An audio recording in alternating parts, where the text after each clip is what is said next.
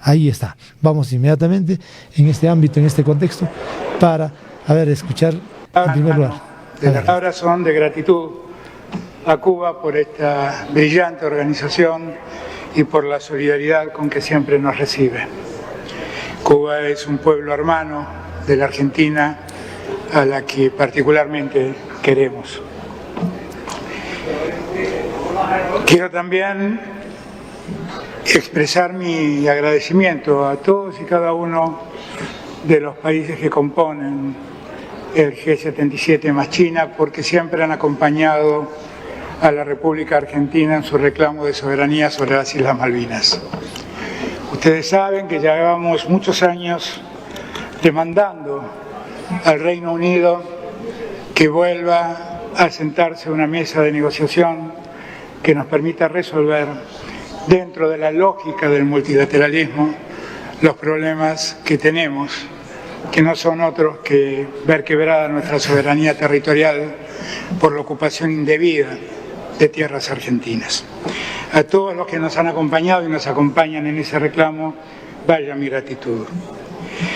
Decía recién el presidente de República Dominicana que estos no son tiempos de cambio, son cambios de época.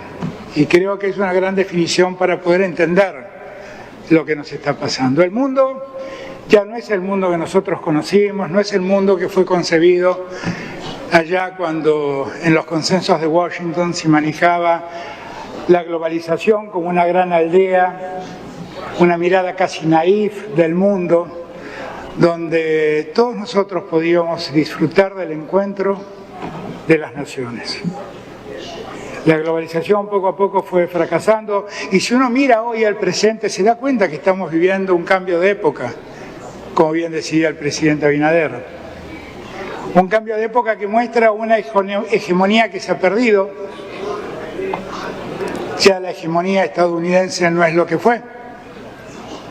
Demuestra también una Europa en crisis, que empezó su crisis con el Brexit y sigue su crisis con la guerra de Rusia y Ucrania, con la invasión del territorio de Rusia sobre el territorio ucraniano. Ve también la aparición de dos potencias enormes, como China y como India, que cambian diametralmente el comercio internacional. En ese esquema asoma los BRICS, un nuevo grupo de naciones que representan el 44% de la humanidad y el 36% del PBI. Un grupo de naciones que son más que el G7, ese grupo que nació después de la Segunda Guerra Mundial para unir a los países industrializados, a las potencias del norte. Ahora, ese mundo, ¿por qué está cambiando? Porque vivió un momento culminante que fue el momento de la pandemia, y la pandemia dejó al descubierto la desigualdad que impera en el mundo.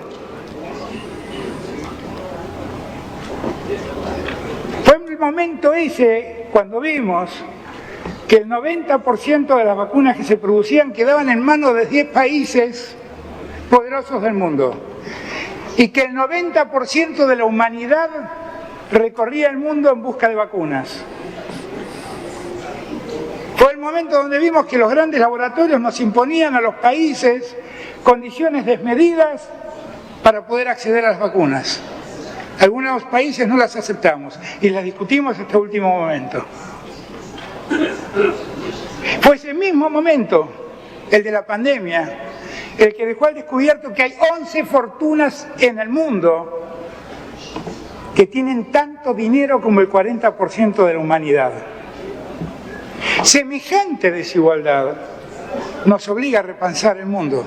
Y allí el sur, el G77 más China, tiene mucho por decir. Vengo del G20. En el G20 aprobamos algo de estricta justicia, que la Unión Africana sea parte del G20. ¿Y por qué digo que es de estricta justicia?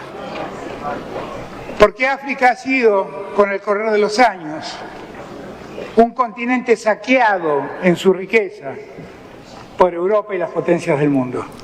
Y esto no es más que un acto de reparación, tal vez tardío, pero un acto de reparación. Y es un acto que garantiza que ese saqueo no siga sobre África. Es necesario que la voz africana resuene en el G20. Y allí en el G20 también pedí que el año entrante, cuando Brasil presida el G20, la CELAC se incorpore al G20. ¿Y por qué lo pedí?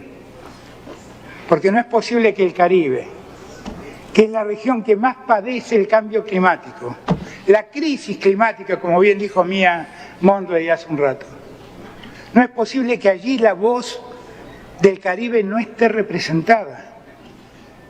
Es imperioso que el Caribe sea oído, porque es quien más padece ese cambio climático, porque los ciclones, los tifones, las tormentas, el aumento, el ascenso de las aguas de los mares, a quienes más lastiman es a los países del Caribe. En este desencuentro, en este dolor que el cambio climático, que la crisis climática nos genera y que todos padecemos. Vengo de un país que acaba de soportar la peor sequía en 100 años, que nos ha privado de exportaciones que representan 3 puntos de su Producto Bruto Interno. Cuando hablo de todo esto y hablo de tanto malestar, mi solidaridad con el pueblo de Marruecos, mi solidaridad con el pueblo de Libia que acaba de sufrir una catástrofe tremenda. Ahora bien, para que esa situación se altere, cambie, lo primero que hay que hacer es cambiar el sistema financiero internacional que definitivamente sigue trabajando y operando con las mismas lógicas de siempre. Una vez más, uno ve al Banco Mundial, ve al Fondo Monetario Internacional, aplicando las lógicas ortodoxas que nos llevaron a este estado de crisis, a este estado de concentración del ingreso en unos pocos y una distribución de la pobreza en millones de seres humanos de este mundo. ¿Cuánto tiempo más vamos a soportar esto? ¿Cuánto tiempo más vamos a seguir sin cambiar esto? Todo esto que estoy diciendo, quiero aclarar, no lo digo ante quienes yo sé o presumo que piensan y sienten lo mismo que yo. Lo dije en el G20 hace una semana y lo dije en el G7 en Múnich hace un año, cuando la guerra recién empezaba. ¿Cuánto tiempo más vamos a soportar que el Fondo Monetario Internacional siga las tasas que dispone el gobierno norteamericano a través de su Reserva Federal y encima aplique tasas de sobrecargo que padecen países como Ecuador, como Barbados, como Argentina, como Egipto, como Ucrania? ¿Tanto les preocupa Ucrania?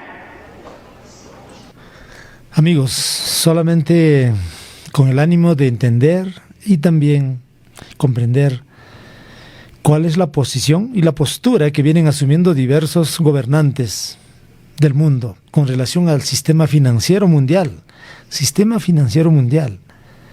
que tiene que ver con temas económicos, que tiene que ver con interés de todos los pueblos del mundo y por consiguiente nuestro país, Perú. Ahí precisamente, puntualiza claramente el presidente de Argentina, Alberto Fernández, qué es lo que está pasando con el sistema financiero, Fondo Monetario, Banco Mundial, cuál es la postura, cuál es la posición. Es interesante, muy interesante esta parte. Hay que subrayar, porque este es un asunto que hay que darle la atención debida. Él, no solamente como gobernante, conoce, entiende, sino aparte de eso, además de ello, es de profesión economista, fue ministro de Economía con Cristina Fernández, ahora es presidente de la República de Argentina y también miembro integrante del G77. ¿Qué es lo que nos ilustra en este ámbito financiero, económico, que nos debe interesar a todos? ¿Qué es lo que dice? ¿Qué es lo que plantea? Y otros asuntos sumamente importantes. Démosle la atención debida para entender, para comprender adecuadamente. Solidaridad con el pueblo de Libia que acaba de sufrir una catástrofe tremenda. Ahora bien, para que esa situación se altere, cambie, lo primero que hay que hacer es cambiar el sistema financiero internacional que definitivamente sigue trabajando y operando con las mismas lógicas de siempre. Fíjense, como primer punto plantea el cambio del sistema financiero internacional. Eso lo está planteando como primer punto.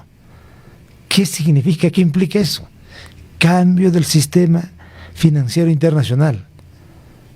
Que sigue, dice, con sus reglas, con sus, procedimientos de hace 50 o 100 años, más de un siglo, haciendo daño a la mayor parte de países del mundo. Entonces, ¿qué plantea? ¿Qué propone? ¿Qué es lo que dice? Ese es sumamente interesante.